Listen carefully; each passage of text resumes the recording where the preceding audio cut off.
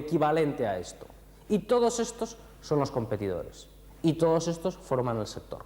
Si queremos considerarlo el sector y luego aparte los sustitutivos o los sustitutivos parte del sector, es una discusión puramente bizantina. Lo importante es que tenemos que saber con quién competimos. Si Hallmark se deja avasallar por AT&T, perderá dinero, perderá ventas y acabará quebrando, por mucho que piense que AT&T no es competidor suyo. Sí lo es. Es decir, tenemos que saber definir el sector bien.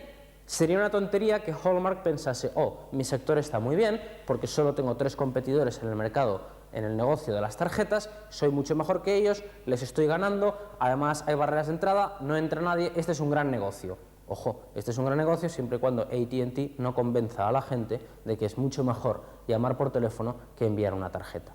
Y tenemos que definir bien el mercado. En resumen, podríamos hablar de que en un mercado de competencia perfecta es imposible ganar dinero. Hemos visto, me parece, exhaustivamente el porqué. Y que es precisamente la imperfección del sector la que permite ganar el dinero.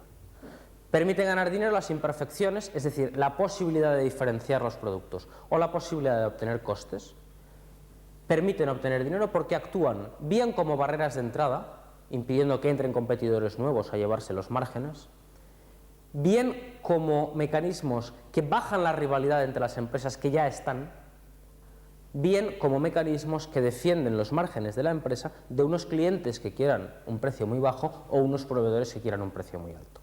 En la medida, por tanto, en que un sector se aleja de un mercado de competencia perfecta y los competidores del sector saben utilizar esas imperfecciones, que están ahí, pero hay que saber explotarlas, no se dan solas, en la medida en que esto ocurra, un sector tiene altas posibilidades, alto potencial de beneficios.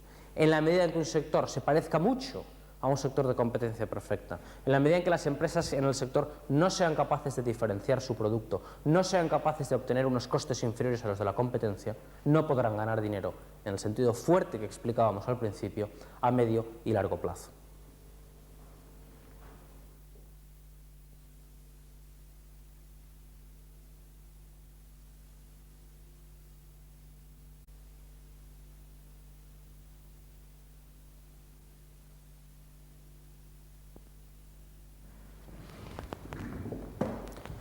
Hemos visto en la primera parte cómo hay una serie de factores estructurales que determinan la potencialidad de beneficios que tiene un sector determinado.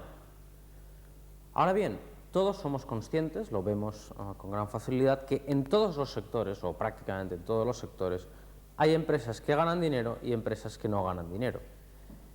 Es decir, que las imperfecciones que posibilitan la obtención de beneficios no aseguran la obtención de beneficios. Hay empresas que están en el sector de refrescos, en el que vimos cómo Coca-Cola tiene una fuerte diferenciación que le permite ganar dinero. Hay empresas, repito, que aun estando en ese sector no están diferenciadas, con lo cual no pueden obtener esos beneficios. Hay, por ejemplo, empresas de consultoría que no saben utilizar su entrada a los clientes para venderles servicios de auditoría, como sí que hacen otras y ganan dinero. En una palabra, hay empresas que explotan y hay empresas que no explotan las imperfecciones del mercado. Además, ocurre que incluso en aquellos sectores más favorables siempre hay empresas dispuestas a competir, dispuestas a pelearse por un cliente más. Por tanto, toda empresa necesita para obtener dinero una ventaja competitiva. ¿Qué es una ventaja competitiva? Una ventaja competitiva es cualquier cosa que permite el que los beneficios que está obteniendo una empresa no sean erosionados, no sean arrebatados por su competencia. La ventaja competitiva de Coca-Cola, como hemos visto, fundamentalmente es su marca. La ventaja competitiva de Toyota son los costes bajísimos que consigue en la fabricación de sus coches. La ventaja competitiva de Mercedes, por el contrario, es el enorme prestigio, el aura de gran tecnología y elegancia que tienen sus coches. La ventaja competitiva de Apple Computer es su tecnología punta. Cualquier empresa que a la larga quiera ganar dinero tiene que tener algo que impida que sus competidores potenciales o ya presentes en el sector le arrebaten sus márgenes. Y además tiene que ser un algo sostenible. Y tiene que ser una ventaja competitiva que se pueda defender año tras año, por definición, porque si no es defendible no es tal ventaja competitiva, entrarán los competidores y se lo llevarán.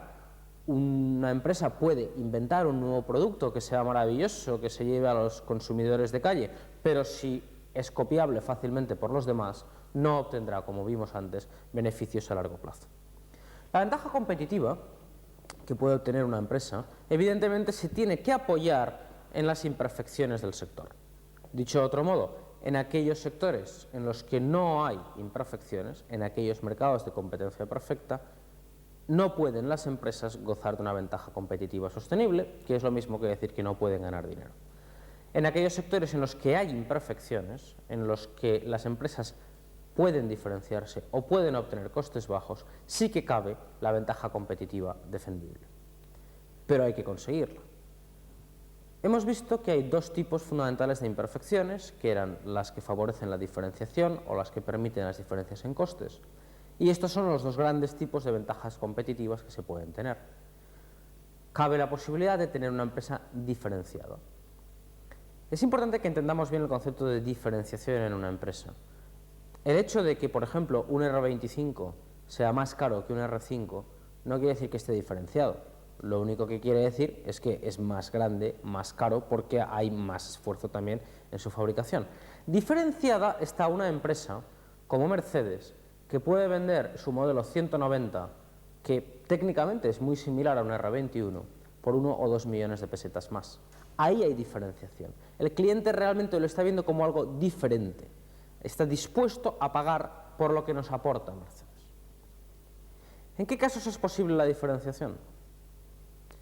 Bueno, siempre que tengamos la posibilidad de ofrecer distintas respuestas tecnológicas, es decir, cuando la tecnología de fabricación de un producto no es estándar, no es evidente, hay muchas formas distintas, o al menos varias formas distintas de hacer las cosas, cabe la diferenciación. Habrá empresas que hagan las cosas de un modo y otras de otro. Las que las hacen de una manera pueden tener más o menos prestigio que otras. Pensemos, por ejemplo, en la gasolina. Gasolina, en muchos países europeos y próximamente en España, hay de muchas marcas. Sin embargo, la gente realmente no presta excesiva atención a comprar gasolina de una marca o de otra. La gente generalmente compra o la que está mejor de precio o sobre todo la que le pilla más de camino. ¿Por qué? Pues porque todo el mundo sabe que todas las gasolinas son básicamente iguales.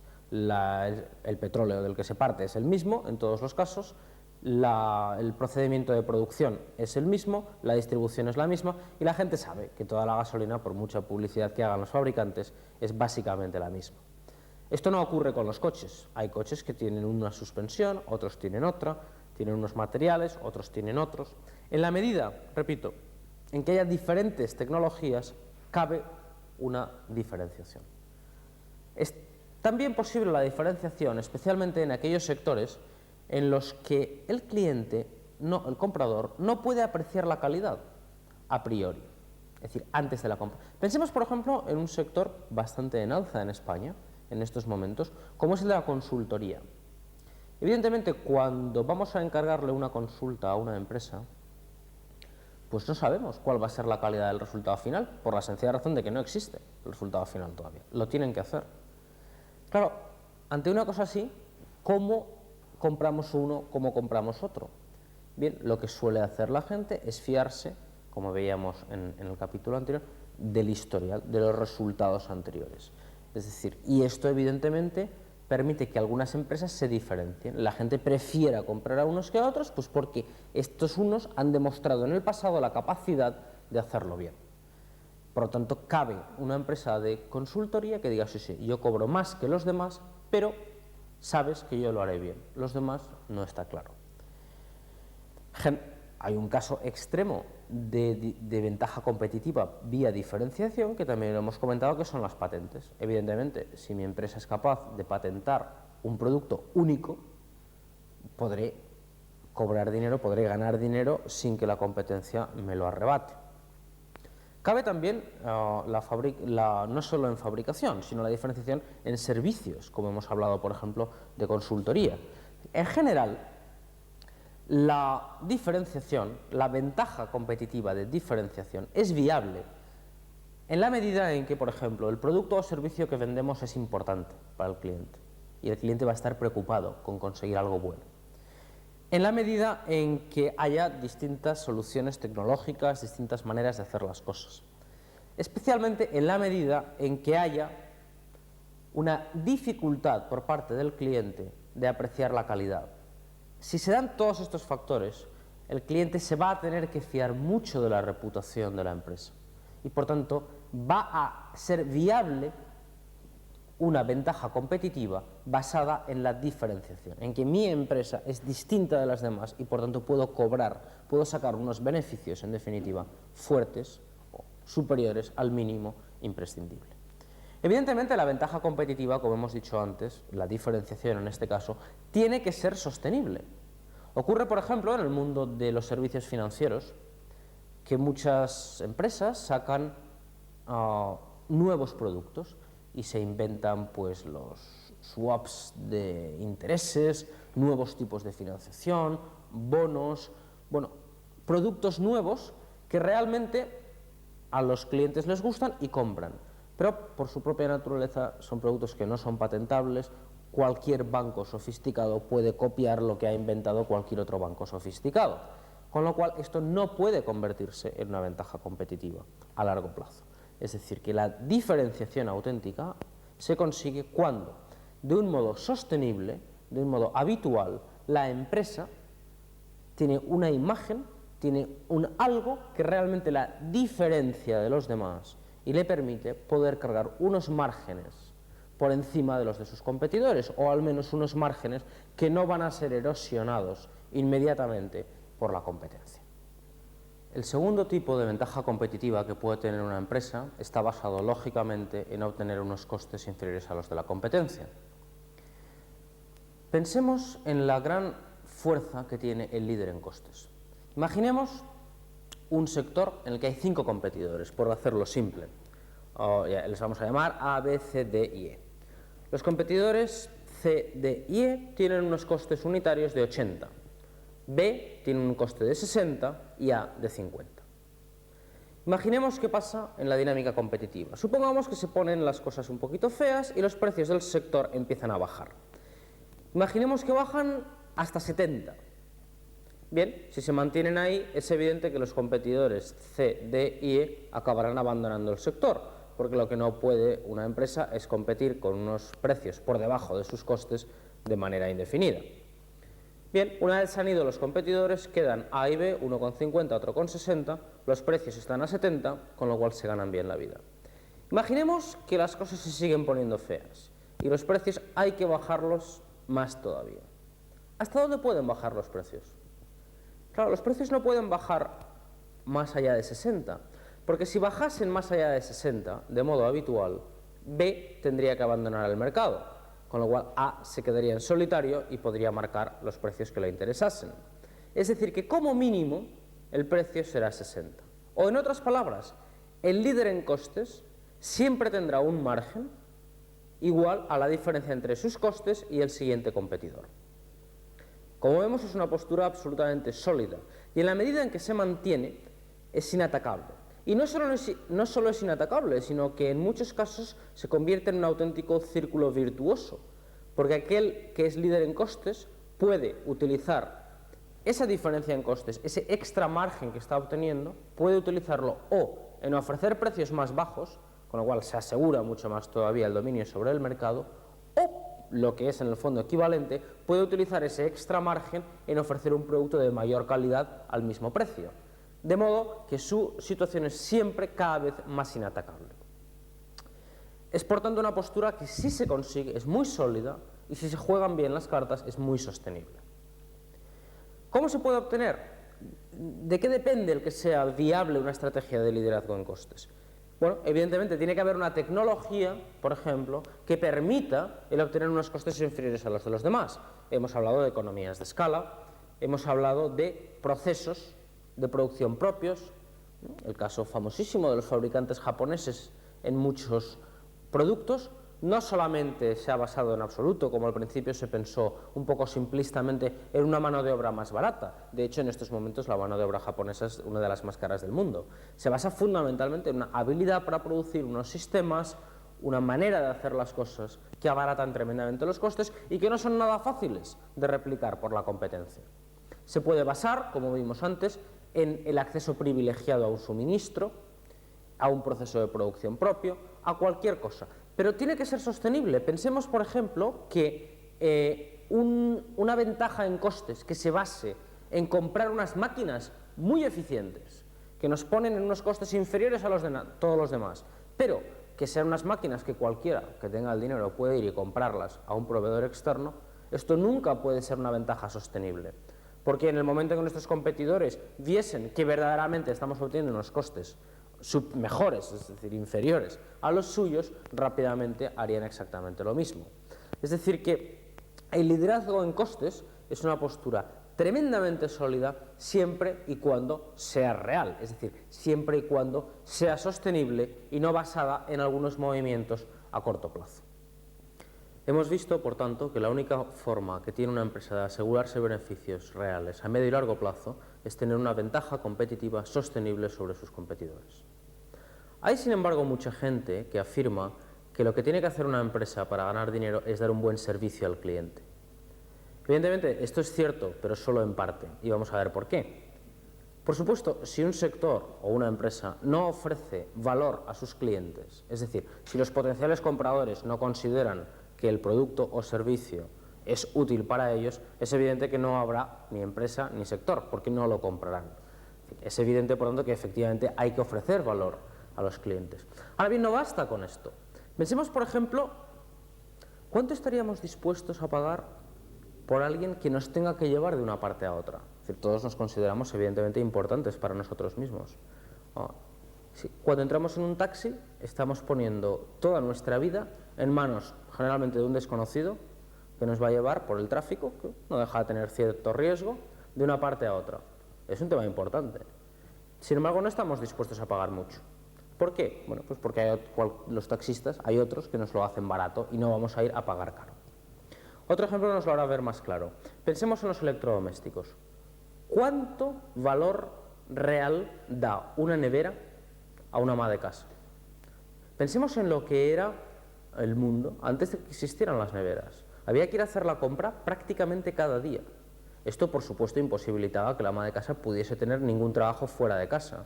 Esto imposibilitaba el que pudiese haber toda una serie de productos congelados que abaratan enormemente el coste de la comida. En otras palabras, el hecho de que tengamos neveras en nuestra casa nos proporciona posiblemente millones de pesetas al año, tanto en tiempo libre que proporcionan como en ahorros importantísimos en costes de alimentación. Sin embargo, nadie paga millones de pesetas por una nevera. Pagamos 100.000, 80.000, 120.000. En una palabra, el mínimo imprescindible. Es decir, que es muy importante crear valor para los clientes, pero es fundamental poder proteger al menos parte de ese valor que se está creando. Porque, como vimos antes, en la parte anterior, los clientes a lo que van a ir es a quedarse el máximo de valor posible, como es lógico. Y esto lo hacen a través de la rivalidad entre los competidores. Evidentemente, cuando sale la primera nevera, la gente está dispuesta a pagar por ella, y dispuesta a pagar mucho por ella. Pero ya hemos visto con las tiendas de vídeos lo que ocurre. Que cuando la gente está pagando mucho por una nevera, la gente ve que los fabricantes de neveras ganan dinero. Si no es patentable, si no es defendible con algún tipo de barrera de entrada, entran otros competidores que harán bajar, lógicamente, los precios de las neveras y, por tanto, los márgenes de los fabricantes de neveras.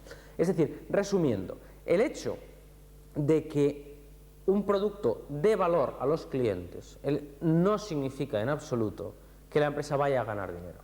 Cuando un empresario dice lo importante es tener satisfecho al cliente hay una manera de tenerlo satisfecho, que es venderle sin beneficio, darle todo el dinero a él, pero esto es inviable para la empresa. Hay que ofrecer valor al cliente, por supuesto, porque si no, no vendrá. Hay que ofrecerle más valor que la competencia, a ser posible, siempre y cuando la empresa sea capaz de quedarse, de proteger parte de ese valor que se está creando.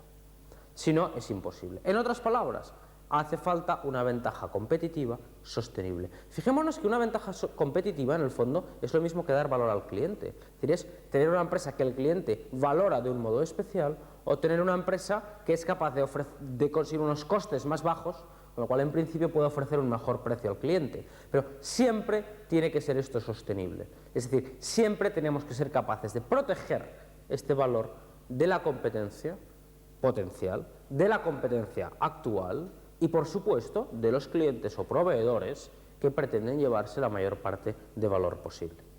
Otro aspecto que se menciona con gran frecuencia es que lo importante es ser líder en el sector. En este sentido, no hace mucho tiempo, el director general de General Electric, una de las mayores empresas del mundo, muy diversificada, que compite en muchos sectores distintos, afirmó tajantemente que solo está interesado en competir en aquellos sectores en los que su empresa pueda ser la número 1 o la número 2.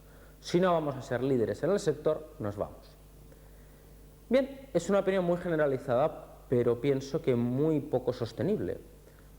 Tenemos ejemplos muy claros en nuestro país. Por ejemplo, en el sector de la banca hay una correlación prácticamente perfecta, inversa, entre el tamaño y la rentabilidad. Es decir, los más grandes bancos españoles, hasta que se ha producido la fusión del Bilbao Vizcaya, con lo cual pasan a ser el más grande, cuando eran dos bancos independientes, el Bilbao y el Vizcaya, ocurría que entre los grandes, los más rentables eran los pequeños y los más grandes eran los menos rentables.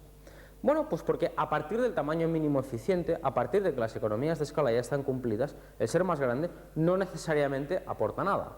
Lo importante es tener, y repito, y es fundamental entenderlo, una ventaja competitiva sostenible. Es muy probable que una empresa que tenga una ventaja competitiva sostenible, o de costes inferiores, o de mayor calidad, mejor imagen, etc., acabe siendo líder en su sector. Es tremendamente probable. Pero el liderazgo en el sector será una consecuencia de su ventaja competitiva, no al revés. Por supuesto, hay muchas empresas pequeñas que no son líderes en el sector desde ningún punto de vista y que son muchísimo más rentables que cualquier líder o cosa por el estilo dentro del sector. Es decir, que de nuevo tenemos que entender que no son cosas simplistas como hablar de liderazgos, hablar de servicio al cliente, es un poco más profundo. Mientras la empresa no tenga una ventaja competitiva sostenible, bien de diferenciación o bien de ventajas en costes, liderazgo en costes, nunca podrá obtener beneficios reales a largo plazo. La gran mayoría de las empresas que conocemos, sin embargo, no tienen una ventaja competitiva sostenible. Son empresas que están muy en dependencia de las circunstancias exteriores. Cuando la economía va bien, ganan dinero. Cuando la economía va mal, ya no ganan tanto dinero. Y además es fácil ver por qué. Vimos en la parte anterior cómo el incremento de la demanda es una cosa que actúa fuertemente sobre la rivalidad. En la medida en que el mercado tira, no hay rivalidad, se puede vender, se gana dinero. En el momento en que vienen un poco difíciles, en el momento en que la demanda se contrae, en el momento en que los clientes van a empezar ya a mirar precios, la empresa que ni está diferenciada ni tiene ventajas en costes lo pasa mal. Es la situación de la gran mayoría de las empresas. La gran mayoría de las empresas no tienen una ventaja competitiva sostenible. Y no es raro esto, es muy difícil tener una ventaja competitiva sostenible, precisamente porque todos los competidores estarán empeñados en que esto no ocurra, porque ellos quieren la ventaja competitiva sostenible. No es fácil porque, siendo una cosa difícil de conseguir, es frecuente que la dirección de las empresas no se centre realmente. Y cuando una cosa es difícil, está claro que una condición necesaria para obtenerla es realmente proponérselo. A veces no basta con proponérselo. Lo que está claro es que sin proponérselo es muy difícil que se llegue a obtener. Y es muy frecuente que la dirección de las empresas no tenga una idea clara de a dónde quiere ir. No tenga una idea clara de que lo que realmente necesita es una ventaja competitiva sostenible. En una palabra, no tenga una clara estrategia competitiva. La estrategia competitiva no es otra cosa que el plan por el cual la empresa va a pretender obtener una ventaja competitiva sostenible, que puede ser, repetimos, o de diferenciación o de ventajas en costes. Ocurre que para muchas empresas es muy difícil escoger, y casi siempre hay que escoger. Si pensamos un poco, la mayoría de las cosas que hay que hacer para estar diferenciado son contradictorias con las cosas que hay que hacer para tener costes bajos, lo cual implica que una empresa tiene que decidir por qué lado me tiro, por uno o por otro. Esta es una decisión dura, difícil, y lo que suelen hacer las empresas, los empresarios, es unos días tomar medidas de un tipo, otros días tomar medidas de otro. Evidentemente, si le preguntamos a un empresario, oiga, ¿usted quiere gastar parte de su dinero, quiere hacer una inversión en mejorar su imagen, en mejorar su calidad? La respuesta es que sí, lógica. Si al día siguiente le preguntamos, ¿le interesa hacer esta inversión que le va a rebajar los costes? La respuesta lógica será que sí. ¿Qué ocurre? Que como los recursos son limitados, lo normal será que si dividimos la atención, dividimos el dinero, dividimos el esfuerzo entre mejorar la calidad, la imagen, el prestigio, la tecnología y mejorar los costes, abaratarlos, ser eficientes, lo normal será que ni tengamos una buena diferenciación ni tengamos unos costes muy bajos. La empresa que está en medio se encuentra con que siempre compite en las peores condiciones posibles. En aquellos pedidos en los que lo que importa es la diferenciación, se llevan el pedido a las empresas diferenciadas. En aquellos pedidos en los que lo que importa es el coste bajo, se llevan los pedidos a las empresas que tienen costes bajos. En definitiva, para poder competir la empresa, ¿qué tiene que hacer? Bajar precios. Bajar precios para que los diferenciados haya tanta diferencia que no se lleven todos sus pedidos y para que los líderes en costes no le dejen sin clientes. La rentabilidad, por lo tanto, baja y la empresa queda, como decíamos antes, a expensas del entorno. Cuando todo va bien, cuando las ventas suben, cuando la economía va viento en popa, la empresa gana dinero. Cuando las cosas empiezan a ir un poco fuertes, la empresa se encuentra con que no hace pie para competir. Es absolutamente fundamental, por tanto, después de haber profundizado un poco en todos los conceptos que hemos venido explicando en esta cinta, entender que a dónde tenemos que llegar. Todos los conceptos de los que hemos hablado, los mercados de competencia perfecta, las posibilidades de imperfección, es decir, de obtener beneficios, por la vía de la diferenciación, por la vía de las ventajas en costes. Todo esto son los elementos conceptuales necesarios para que el empresario desarrolle una estrategia competitiva para su empresa. Es decir, para que desarrolle un plan de cómo en este sector, con estas imperfecciones, con estas características, puede mi empresa obtener una ventaja competitiva sostenible. Bien una diferenciación, bien una ventaja en costes. Generalmente, como digo, es incompatible. A veces no. Hay empresas, IBM lo ha conseguido durante años, tener más prestigio que nadie, con lo cual podría cobrar más que nadie, y además, al tener un volumen tan grande, tenían unas economías de escala tan grandes que tenía menos costes que nadie. Claro, una empresa que tiene una diferenciación tal que le permite cobrar más caro que los demás y unos costes tales que son más baratos que los de los demás, ya se ve que gana muchísimo más dinero que los demás. Y dijimos antes que IBM durante muchos años ha sido la empresa del mundo con más beneficios. Pero no es normal. Lo frecuente es que haya que escoger por un lado o por otro. Y ahí hay que montar una estrategia competitiva. Hay que montar una estrategia explícita. Como decía antes, es muy difícil que una cosa difícil se consiga de casualidad. Si no hay una estrategia seria, clara, pensada, sostenida a lo largo de los años, es imposible obtener esa posición de ventaja que asegura los beneficios a la empresa. Vamos a ver ahora, en una empresa española muy concreta, cómo ha conseguido en un sector en apariencia muy poco favorable a la obtención de beneficios unos resultados extraordinarios. Y vamos a ver cómo lo han conseguido a base de una estrategia competitiva muy clara que les ha llevado a unas posiciones muy sólidas respecto a su competencia. En 1988, España se convirtió en el primer país del mundo por la cantidad de sus ingresos por turismo, superando incluso a Estados Unidos, que es un país mucho más grande. El turismo es una actividad absolutamente esencial para nuestro país, porque casi un 10% de toda la mano de obra empleada en España se dedica al sector turístico. Ahora bien, competir en el sector turístico no es fácil. Es un sector en el que hay muy pocas barreras de entrada, porque no hay economías de escala, los hoteles son relativamente baratos de construir y se pueden financiar bastante bien, no hay grandes posibilidades de diferenciación y el resultado neto de todo ello es que hay varios miles de competidores. Los hoteles, además, se caracterizan